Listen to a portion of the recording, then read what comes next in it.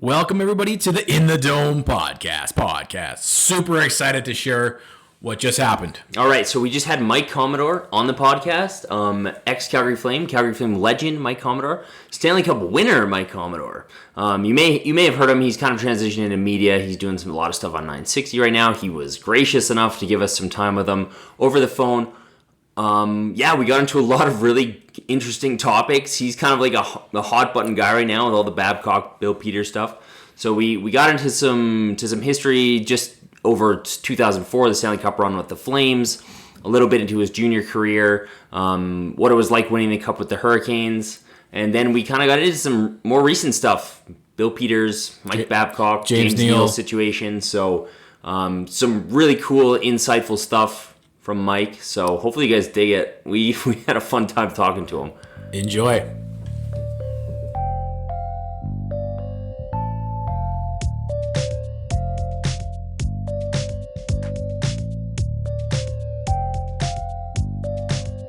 Joining us today on In the Dome podcast, we have, I think we can call you Calgary Flames legend, because, I mean, anybody on that I'll take it. Oh, dude, come on. Anybody on that 04 team is legendary. Stanley Cup champion, okay. President of the Mike Babcock fan club, Mike Commodore. How you doing, Mike? How you guys doing? We're doing great, man. How's the gig on 960 going? I heard you this morning. Sounds like I'm really enjoying it. It's you and Sarich are both awesome on there. Good, thank you. Yeah, no, I enjoy it. It's good. I mean, it's an early morning, but I'm sure you like getting up. So it's not a big deal. Sweet. But yeah, overall, I've been enjoying it. I mean, I would say this week's topics, by and large, aren't the most fun. That's true. I shouldn't laugh. Stuff and all that. I mean, you can't. It's just you got to kind of watch what you say. And anyways, but overall, no, it's been really good. All right. Yeah, no kidding. So we want to get to some of that stuff, but first, just so you know, some of our audience are a little bit younger, and some of them weren't even old enough to appreciate the 04 run. Jesus, some of them weren't even born. They're like, what's 2004? Yeah. No kidding. We wanted to paint a bit of a picture of who you are as a player.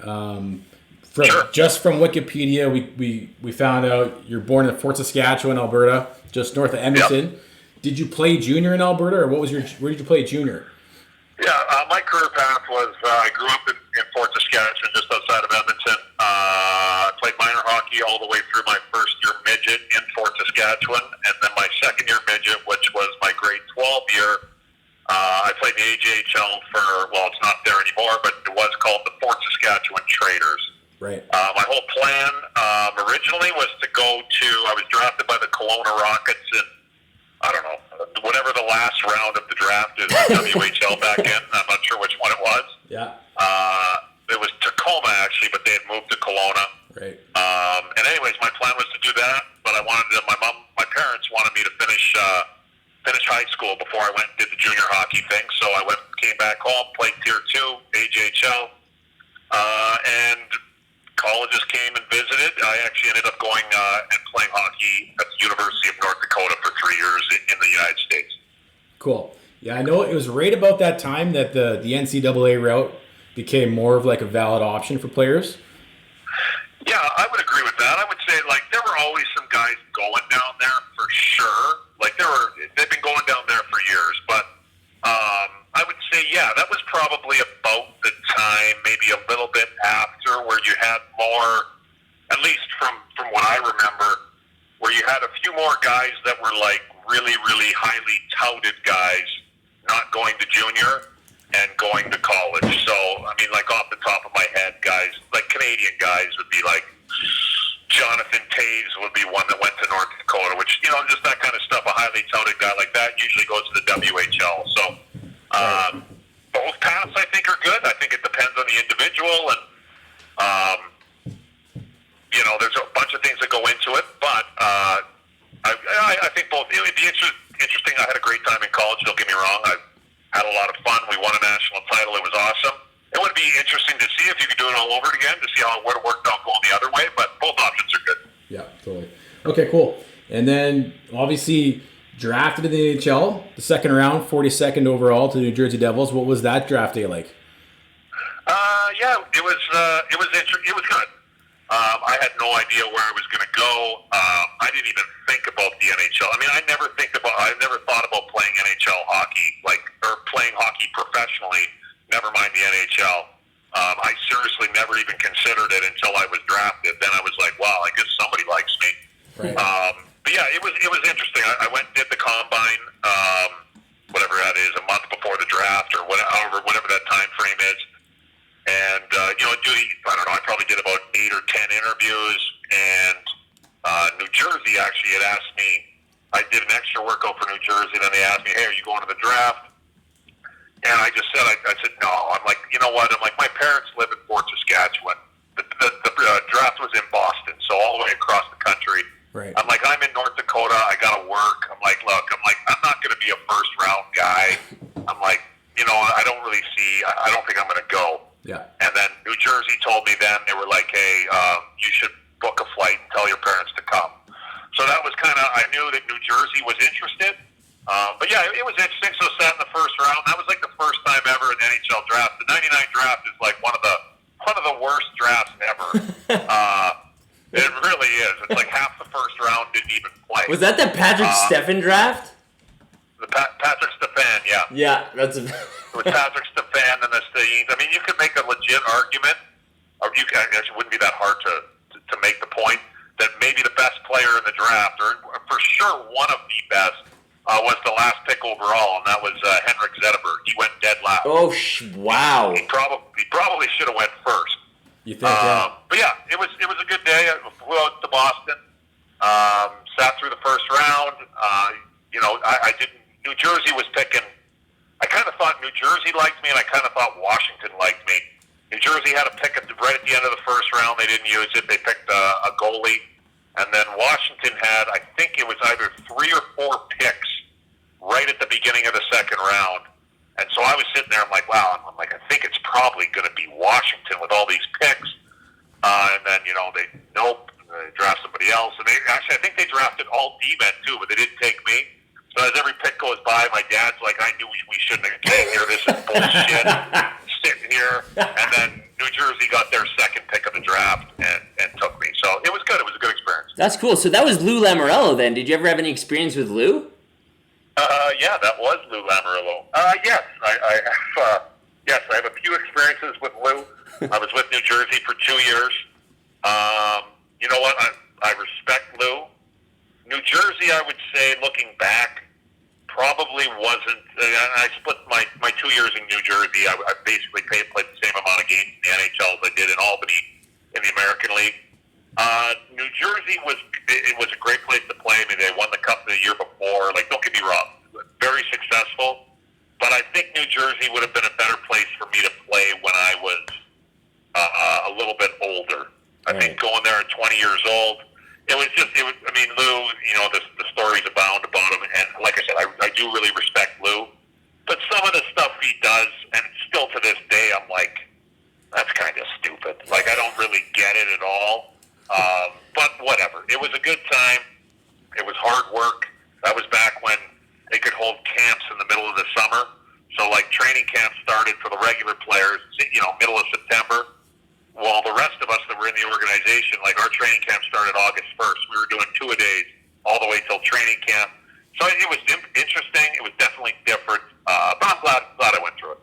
Cool. Yeah, I mean, he's obviously definitely old school, and you're seeing some of these old school coaches now, obviously in the last week or so, where you can see the changing of the tide is happening in terms of how human beings need to be respected. Yeah. But I don't know. From the outside in, it seems like Lou's a pretty respectful guy, but obviously you only see so much from an outside perspective. Yeah, no, I would say for sure. I didn't have a million interactions with Lou, but I never had any case with Lou. And I had a couple of run-ins with him for sure that were, he wasn't happy with me and, I had made some mistakes or whatever. And I have to say there was never even a half a second where Lou was even close to disrespectful to me at all. He was, not at all. Like I said, I respect him a lot.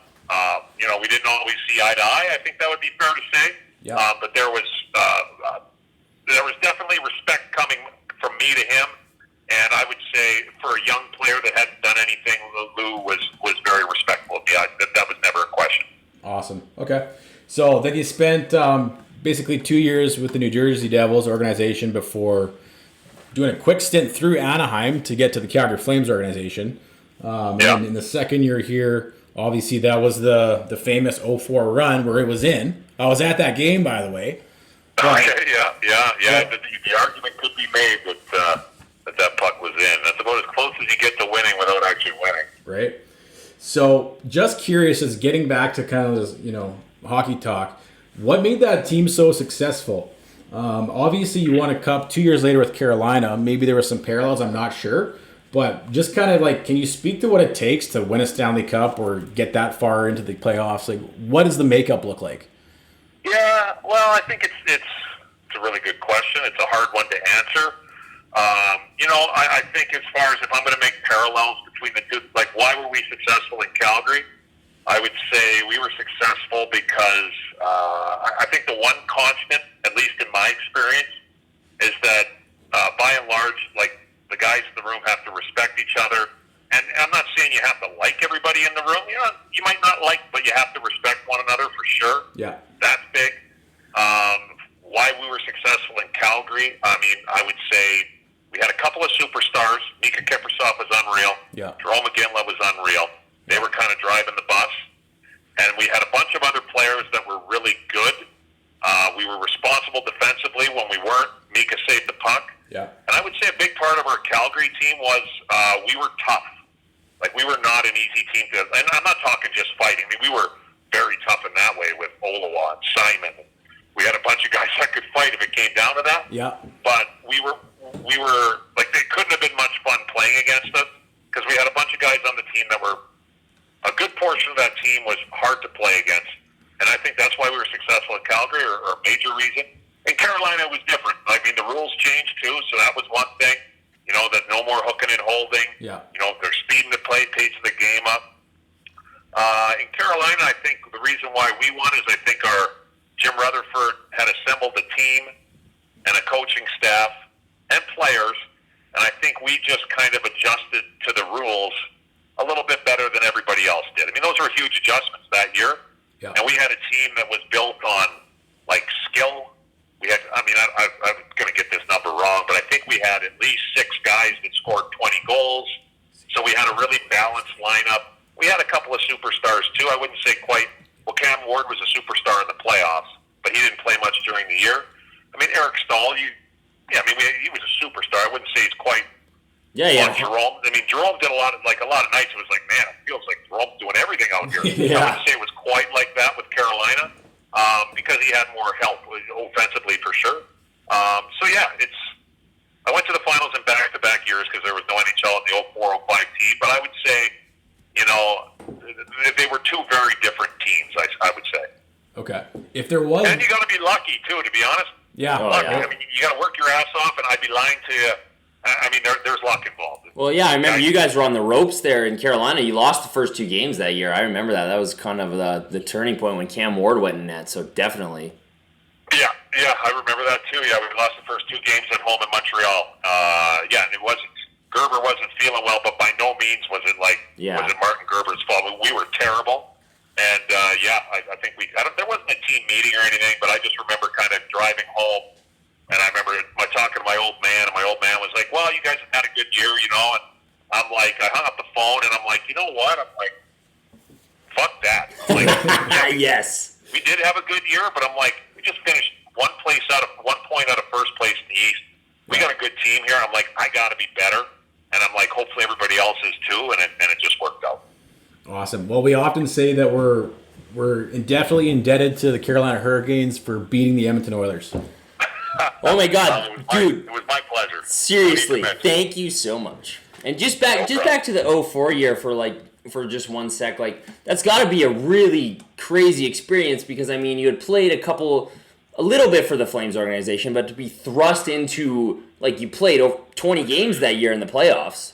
Like, what was that like to just kind of all of a sudden have this thrust upon you? You're all of a sudden in the Stanley Cup Finals. Yeah, it was very unexpected. I mean, I was in the minor. I had a good camp that year, but there just wasn't space. I mean, a lot of times, for a player like myself, I mean, it's not like I was uber talented and scoring goals left and right. So a lot of it is just being in a situation where you, to be honest, where you kind of get lucky and somebody likes you.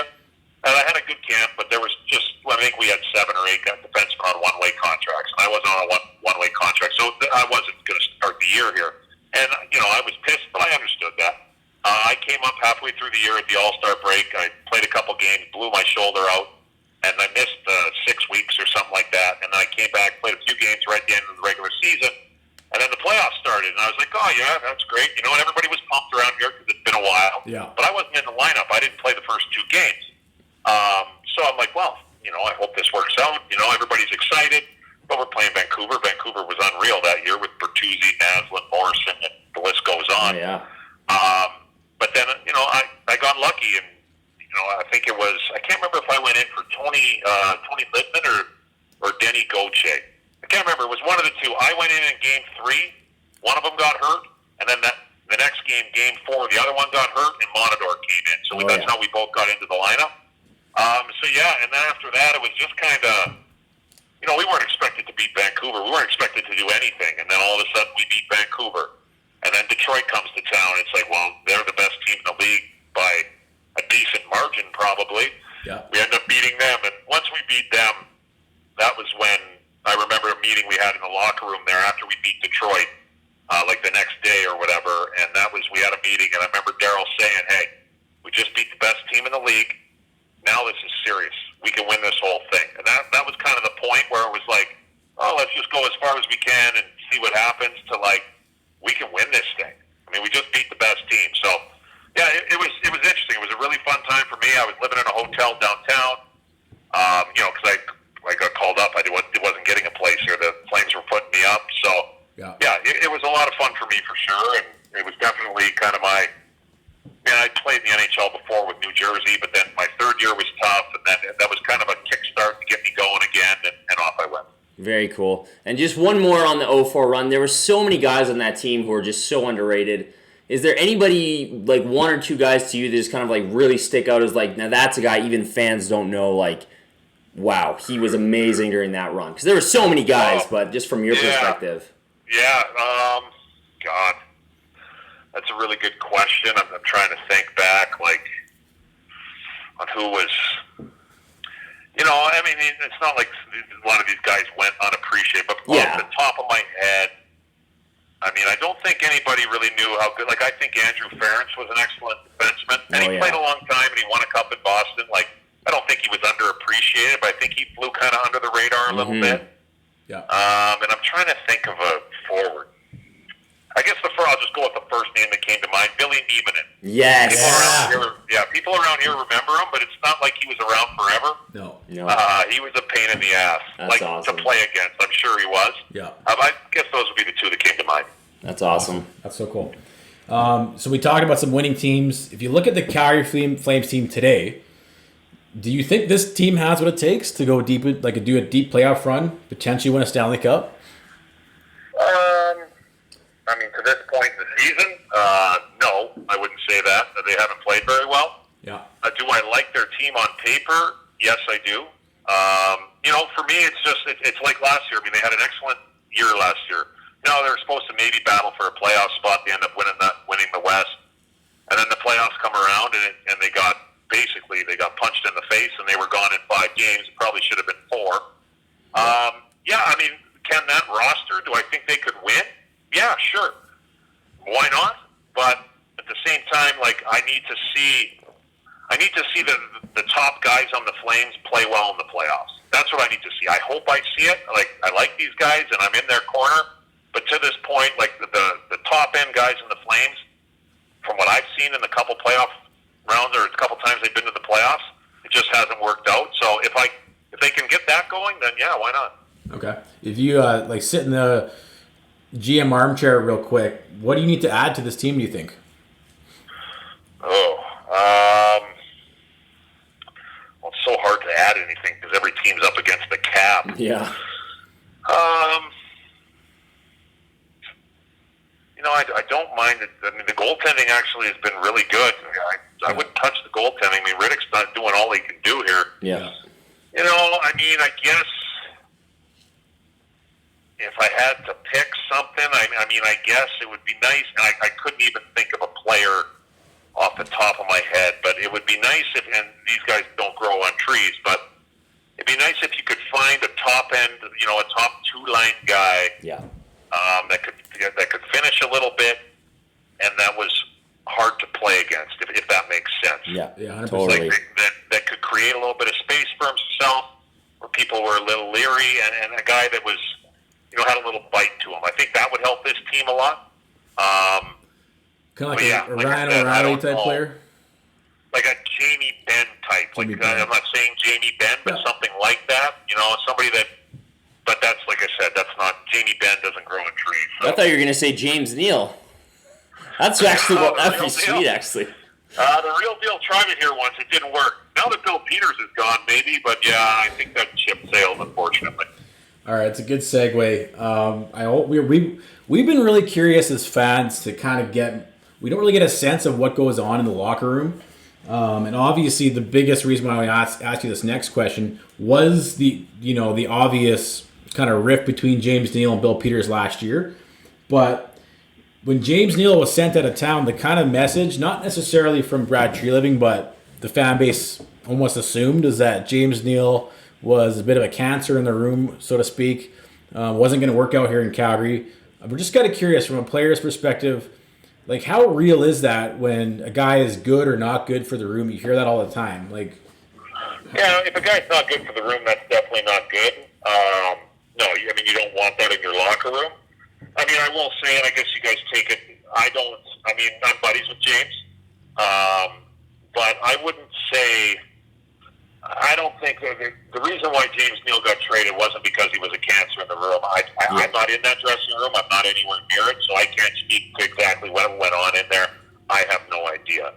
But I definitely wouldn't say James isn't a cancer at all. I would say the reason why James got traded out of here was just that, but coming into this year, it didn't work out between him and Bill Peters. Yeah. I'd like to lay it all out on Bill's plate, or lay it at his feet that it's all his fault. Yeah. But it wasn't either. There were some things that went on, and he admitted too. Look, he went to the finals 2 years in a row. Yeah. Was hurt going into the summers. The summer before he was here, he was hardly able to work out. So getting it going wasn't good. Once he never really got it started.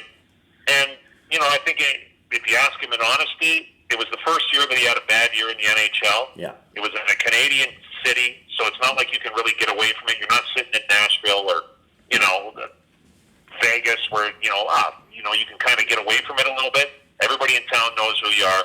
And I just don't think he handled that well. Yeah.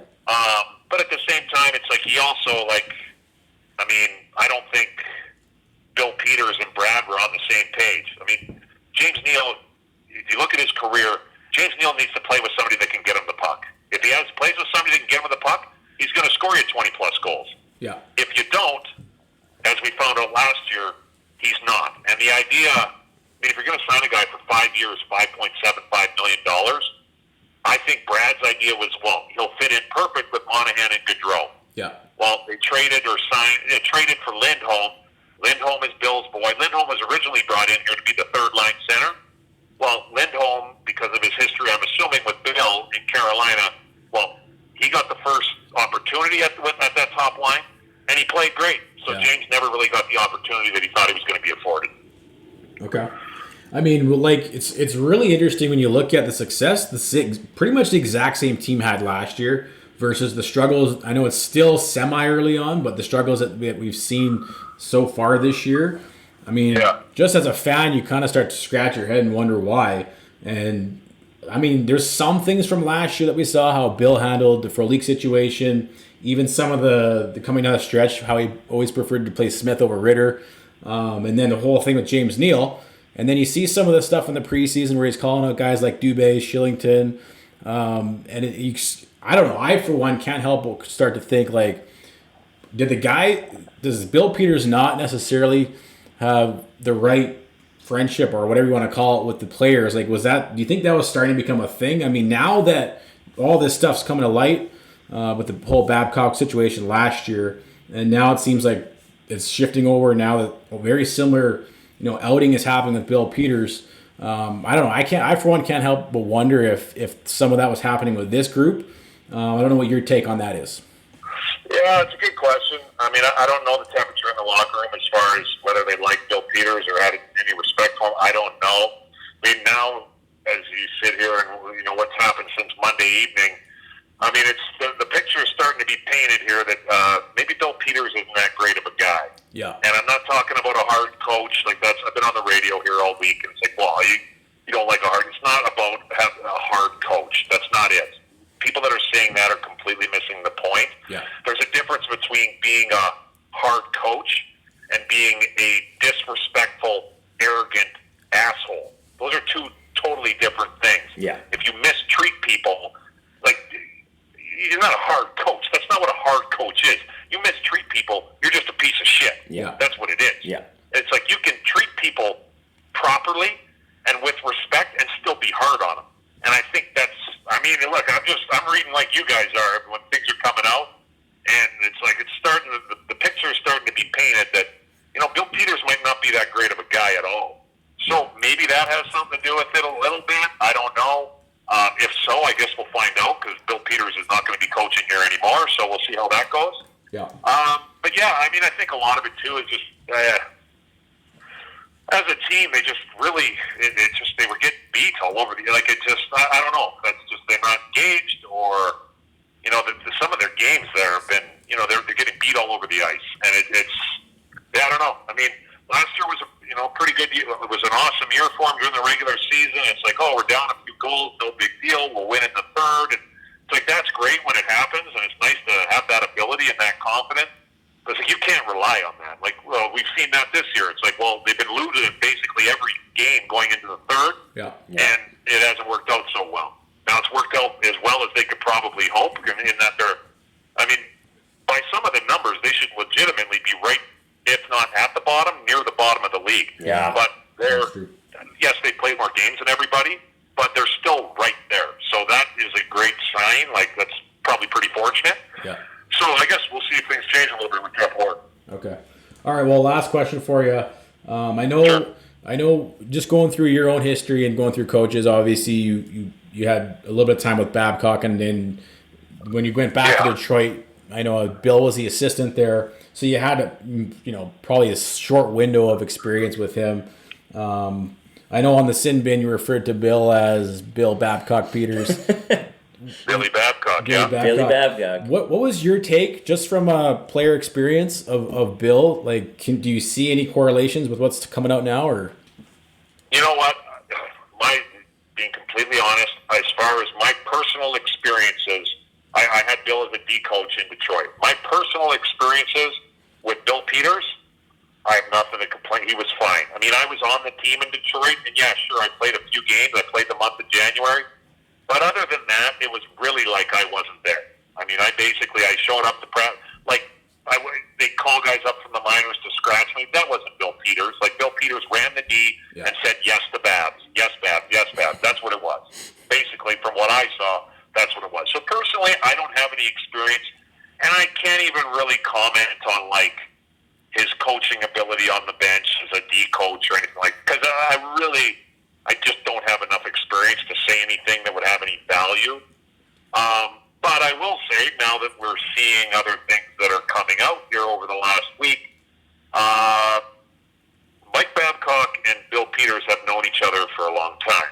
Although I didn't play for Bill for very long and I don't have any experiences, I heard enough about what was going on in Carolina and I'd been there, like, to visit a couple of times, where I saw some similar. Well, I didn't see it. I heard it because Bill Peters likes to talk like Mike Babcock. But other than that, I didn't see it because I'm not playing the games. Yeah. But I had heard from a few people there that there were a lot of similarities. So, needless to say, for me, that was, I didn't really like to hear that, and that's why I call him Billy Babcock. And now we're starting to see that there could be a whole lot of similarities between the two of them. Yeah, it's so interesting to see it all happening almost at the exact same time. Yeah, no, I know. It's been, since last Wednesday has been, 2 Wednesdays going down the last 8 days. It's been, it's been very interesting for sure. I mean, obviously I love seeing Mike Babcock get canned. I hate him. I've been very vocal with that. Yeah. I've been on my own with it a little bit for the last 4 it because, first off, I hate him. I think he's a terrible human being. Secondly, I know there was a lot of guys that were pumped. A lot of guys that know him were pumped that I was doing it. So I'm like, you know what? I'm like, I'm just going to keep this going. And I would be lying to tell you, to be honest, the main reason why I did it was because he ended up in Toronto, which for a coach that loves the media, his favorite time of day is the media. For a coach that loves the media, Toronto is the pinnacle. You're not going to get any more media coverage anywhere in the world as a hockey coach. Right.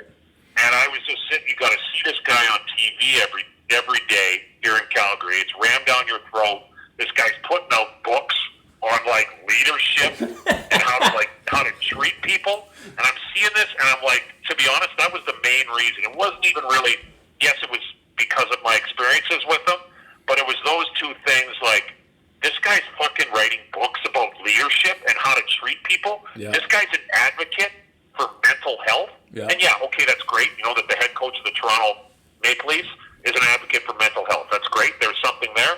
But I'm like, this as an individual is the last fucking person because he's a fucking bully. Yeah. So it was that kind of stuff. Just kind of, it started ramping me up a little bit, and I'm like, you know what? I don't care. Kiss my ass. I don't have a job in the NHL.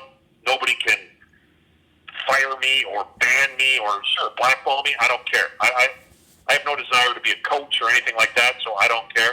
So I figured I'd just let her buck, and last Wednesday was a good day for me, fellas. Yeah, that well, was that's a very great. good day. And I mean, like, just coming from an ex-hockey player, too, I mean, I think I just, a thank you on behalf of hockey players because you doing that has basically set the stage. It's changing the landscape now where people like Akeem feel comfortable to come out and speak against some of the experiences that they've had.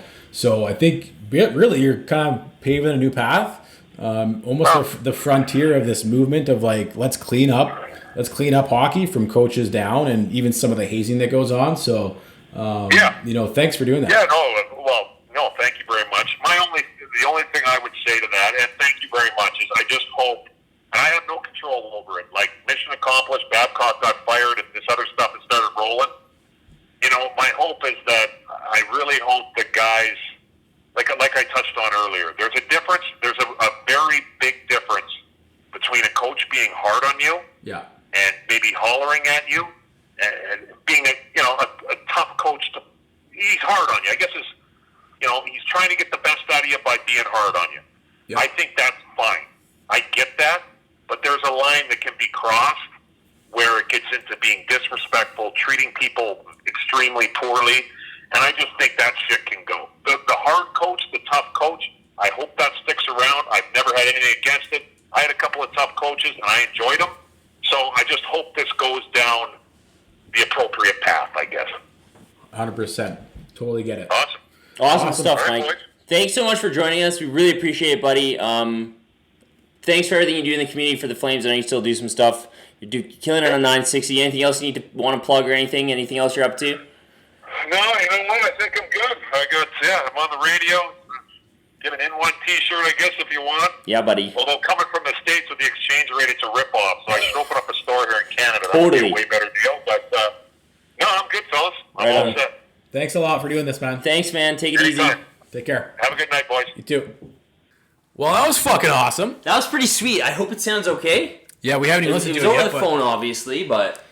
Honestly, if you're old enough to remember the 04 run, this is one of the unforgettable players. You literally almost can't forget about anybody in that lineup. He's one of the guys, though. Because to go that deep in the run, everybody needs to play. Everybody needs to show up and contribute. And so everybody kind of has their own little moments. But Mike Commodore, man, he really came on the scene from that 04 run. And I think you mentioned it today, like up until that point, it's not like he had a lot of NHL experience playing time. He played like 2 half seasons in New Jersey. So he played 20 games in 2000, 2001, 37 in 2001, 2002. Then the Flames traded for him. He only played 6 games in the NHL in 02-03 and only 12 in 03-04. So he only played 18 games as a Flame regular season. But then he's thrust into the 2004 Stanley Cup playoff or final run. He played 20 games that offseason. Yeah. Like, pretty crazy. So he was only here he only played a few games here, so. Yeah, but he was like, I remember him. I remember that year I had in the newspaper, This shows how old I am. I always cut out during the Cup run. I had cut out like all the newspaper headlines and shit. And I remember one specifically. He was on the front of the hockey news. Mike Commodore with his big fucking like red afro. Yeah. And it said hope on it. And it literally almost brings me like tears to my eyes. Well, I mean, his hair alone is like a symbol of the 04 Cup run. You had like people buying like big giant red wigs. Yeah. Like for the, I don't know, third and fourth rounds. Yeah. I mean, it was a symbol of the success that team experienced that year, is that red fro. And it was so like guys like him, like just like legends. Like that was like, there was like 3 years in a row there where just kind of like lunch bucket teams made the finals. Unfortunately, the Oilers were one of them. But I mean, like that was a group of guys. Like you pretty much had a Ginla and Kiprusoff. Yeah. And then just like everybody else just busted their balls. Yeah. You had guys like Commodore, Monador, Sean Donovan, Even Connie. Conroy, Jelena, Chris Clark, Ville Nieminen. It was just like this Oleg weird... Saprikin. Oleg Saprikin. It was just this weird collection of guys that just like, it was unbelievable. Like let's just relive this a bit, because we were talking to some of our fans yesterday, and basically some people were either too young to even have experienced the 04 run and don't even know what it's like. But I remember the city itself, it had been such a long playoff drought that, I don't know, was it like 10 years or some shit like that? I think the last time they made the playoffs was like 1995. I think it was like 9 years. It was like 94, 95. It was a long time. It had been a long time. And a lot of dark times too. Like, and did we win the division? No. No. I remember we finished 6th in the conference. We played the third place Canucks. And so, when they clinched a playoff spot, you could, like, the city, the buzz was on. And I remember I was at a Metallica concert, and it was still like, 2 weeks before the playoffs would even start. But everybody knew the Flames were going to be in the playoffs. And nobody give a shit who they were playing. No one gave a shit where we finished in the standings. It just mattered that we were in the playoffs. Everybody was excited to be there. And I remember being at a Metallica concert, and before the concert, this is like 2 weeks away till playoffs even start, and there's a "Go Flames Go" chant. Crazy. And it was like being in a playoff game before the puck drops. That's how loud the "Go Flames Go" chant was. And I remember being just like, holy shit, it's on. Like, it's playoff time. And then, just like Kami said today on the podcast, no one really expected them to do anything. No. I don't even think they really did. Well, we didn't either. Like, I remember, because this was like the first time in my lifetime that they had made the playoffs. Like, I was like alive, but like I couldn't watch hockey when they had made the playoffs last time. It was like watching that first round, I was like, I don't even care if they win a game. This is awesome. And then they won. Yeah. And it was like, holy shit, I can't believe they won. Well, that first, one game? Yeah, the first game. First game. They won game 2 in Vancouver. And then all of a sudden you get some hope. Yeah. But then remember they couldn't win a home game? No, the worst part was actually game 7, because they were up 2-1. Jerome McGinley had an insane game. He scored both goals. It was 2-1. There was like 30 seconds left. Yeah, and then Jerome wipes out. The Flames were even on the power play. Because remember, I think it was Jovanovski or somebody who was in the penalty box. There's a jersey on the ice. Jerome trips, misses the empty net.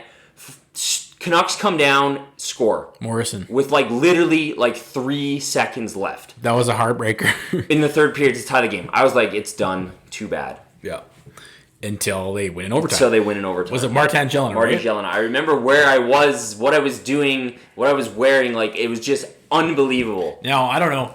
Probably most anybody that experienced the 04 run will remember Martin Gellner, the series clinching guy. So he clinched the series with a game-winning goal in Game 7 against Vancouver, and then we're off to the second round. I remember the time I was in California. I was here for the first round, and I was going on like summer vacation in California, and I was like dying to try and figure out where to watch these games. So I would go to like different pubs and places and whatnot, and sure enough, they just kept on winning. And then all of a sudden you come back to Calgary and they're up in the series, and they clinch out Detroit in what was it, 6 games? 6 games. It was insane. Detroit was the President's Trophy winner. They had an insane team like Curtis Joseph, Brett Hull, Stevie Y. It was just like, holy shit. Nick Lidstrom. Like, it was unreal. Like, it was unreal. Yeah. Like, I still to this day, it just makes me almost cry just thinking about it. Yeah.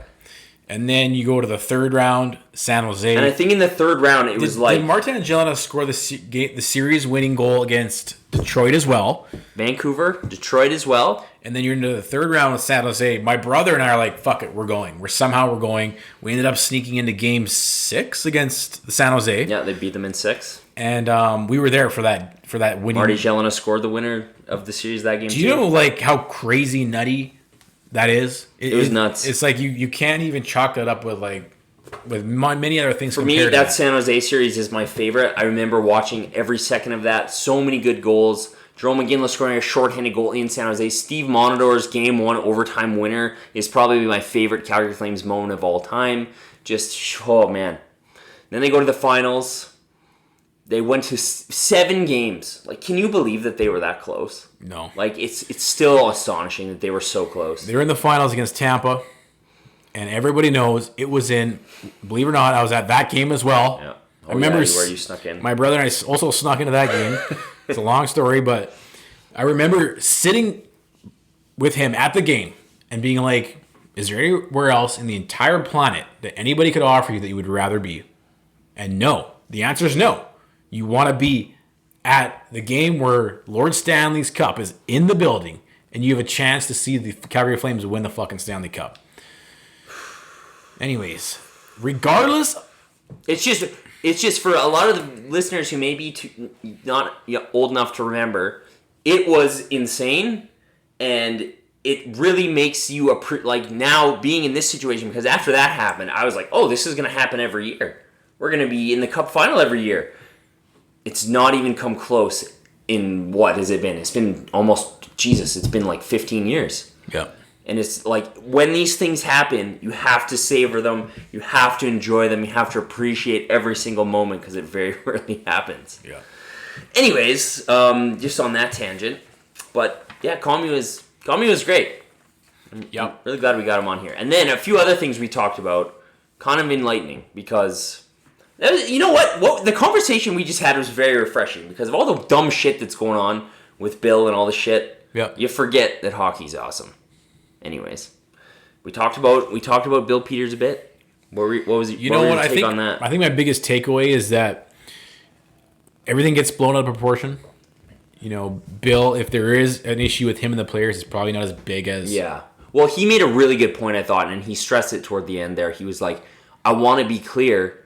There's a difference, and I think what he was saying is, I hope there's not some sort of witch hunt that starts going on for guys who are just like hard coaches, because I'm sure these Babcock and Peters incidents aren't isolated to just those two guys, but I'm sure that like 90% of the coaches who are quote-unquote hard coaches are not terrible people. No.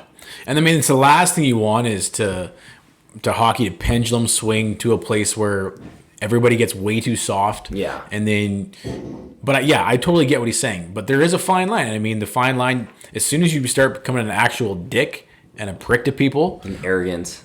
Then. That's a line. Yeah, 100%. So, yeah, his insight on that was good. Alrighty, anything else you want to wrap up? No, I guess, there's no news on the Bill Peters stuff, so whatever. We've been, it's been like almost a week since we released the podcast because we've been, like, we're just waiting for the Bill Peters thing, but it just doesn't happen. Doesn't seem to be being resolved. So each day we're like, well, we might as well wait until we know until he's fired or whatnot. I mean, go ahead. Interestingly enough, you did call this. Well, not this, but we had a podcast like 2 or 3 weeks ago trying to figure out what's wrong with the Flames. And you were talking about how like maybe there's a rift between Bill Peters and some of the players. So that's kind of why I was asking Commodore about it, if he had any experience with him that he could speak to. He didn't. So, I mean, but I don't know. It'll be interesting to see now with the team, once this is all done and over with. Yeah, exactly. Because you got to think, this is a major distraction that the team's going through right now. But they were able to squeak out a win last night in Buffalo, which is good.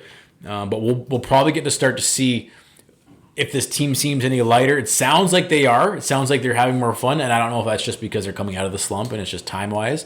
But I'm really curious to see how this team starts to look like without Bill Peters, because if I trace back all the different personnel issues over the last year, up even this year, and we mentioned some of them on the podcast today with Commodore, I just can't help but think that the guys are starting to tune him out because they don't respect him. And I mean, that was the thing. that Commodore said about the 04 team is that everybody has respected each other. They wanted to win for each other, and you have that he's at it again. It's a fine line where you can still be hard with each other. You just can't be assholes. And you don't have to like each other necessarily. Exactly, and you don't have to like each other all the time. Yeah. But you got to respect each other enough to just be genuinely good human beings and work towards that common goal. Totally. All right, so this is probably going to be released on a Friday. So the Flames will be playing the Ottawa Senators on Saturday. I mean, sounds like Cam Talbot's going to get the start. We really need a win here. But yeah, we hope you guys really enjoy this. It was a lot of fun. I know it's a phone conversation, so the audio is not super great, but thanks for listening.